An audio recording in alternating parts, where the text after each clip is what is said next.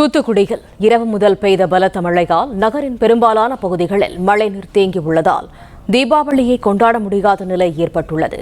கூடுதல் தகவல்களை தருகிறார் செய்தியாளர் ஷேக் மதார். ஷேக் மதார், விவரங்கள் என்ன? வணக்கம். தூத்துக்குடி மாநகர பகுதியில் தாழ்வான குடியிருப்பு பகுதியில் மழைநீர் வெள்ளம் போல் சூழ்ந்துள்ளதால் பொதுமக்கள் தீபாவளி கொண்டாட முடியாமல் அவதிப்பட்டு வருகின்றனர். தூத்துக்குடி மாநகர பகுதிகளில் கடந்த 3 நாட்களாக இரவு நேரங்களில் பலத்த மழை பெய்து வருகிறது.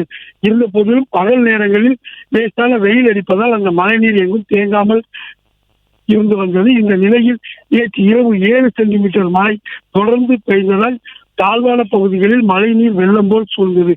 குறிப்பாக கால்டுவல் காலனி உள்ளிட்ட பல்வேறு பகுதிகளில் தூத்துக்குடி ராஜீவ் நகர், கதிர்வேல் நகர், முத்தம்மாள் காலனி, ஆதிபராசக்தி நகர் உள்ளிட்ட பகுதிகளில் தாழ்வான பகுதிகளில் மழைநீர் சாலை மற்றும் வீடுகளில் குடியிருப்பு பகுதிகளில் குளம் போல் தேங்கியுள்ளது. இதனால் பொதுமக்கள் வீட்டிலிருந்து வெளியே வர முடியாமல் தற்போது தீபாவளி பண்டிகை இன்று கொண்டாட முடியாமல் தவித்து வருகின்றனர்.